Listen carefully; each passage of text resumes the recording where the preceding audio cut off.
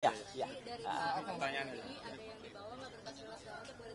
Oke, jadi hari ini saya tidak membawa apa-apa, ya, karena memang ini harusnya tidak ada apa-apa, ya, gitu. Jadi sebuah laporan yang salah, sebuah laporan yang konyol, ya banyak sekali kesalahan dan harusnya sebagai Kapolda Metro Jaya yang baru, ya, Bapak Irjen Asep, ya, tolong koreksi anak buah Anda, ya, anak buah Anda menjalankan tugas yang tidak semestinya.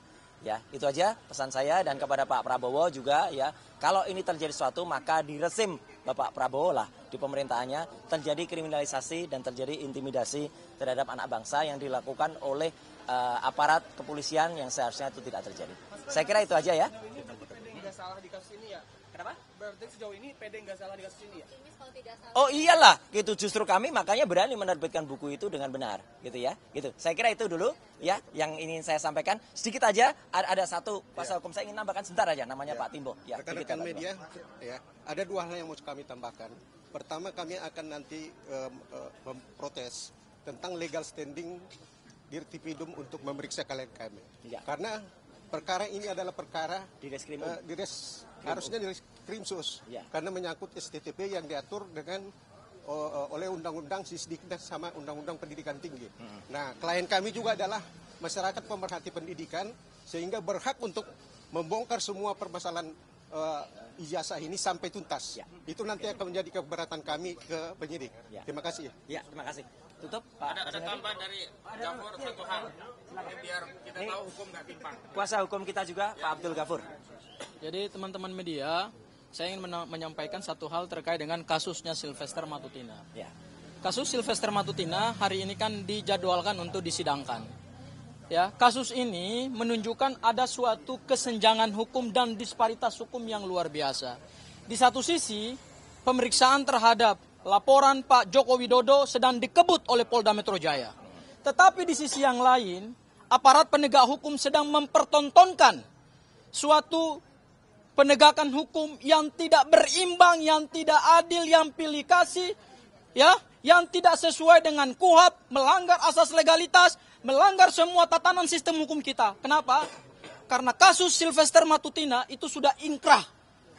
Dan hari ini kami mengharapkan kepada Kejaksaan Negeri Jakarta Selatan, dan kami juga sudah mengirimkan surat mewakili tim kuasa hukum Pak Roy Suryo CS, itu kepada 3 pejabat di Kejaksaan Agung Republik Indonesia. Yaitu pertama Pak Jaksa Agung ST Burhanuddin, kedua Jaksa Agung Muda Bidang Pengawasan, dan ketiga Jaksa Agung Muda Pembinaan. Silakan Pak ditindaklanjuti, karena hari ini Saudara Sylvester akan menghadiri sidang perdana permohonan PK, dan berdasarkan pasal 265 KUHP dan dan Surat Edaran Mahkamah Agung nomor 1 tahun 2012 terkait dengan PK di bidang pidana, maka pemohon PK dalam hal ini Sylvester Matutina wajib hadir. Dan kalau tidak hadir, PK-nya tidak bisa diproses oleh Pengadilan Negeri Jakarta Selatan. Dan kalau diproses oleh Pengadilan Negeri Jakarta Selatan, berarti telah terjadi kerusakan hukum yang masif. Dilakukan oleh Kejaksaan dan dilakukan juga oleh Pengadilan Negeri Jakarta Selatan. Ya. Hal yang kedua, Saudara Sylvester berdasarkan keterangan dari Kapus Penkum Kejaksaan Agung yang notabene merupakan mantan Kepala Kejaksaan Negeri Jakarta Selatan menyatakan bahwa surat eksekusi telah diterbitkan pada tahun 2019. Tetapi karena Saudara Sylvester tidak bisa ditahan karena saat itu menghilang. Hari ini Saudara Sylvester akan menghadiri persidangan PK.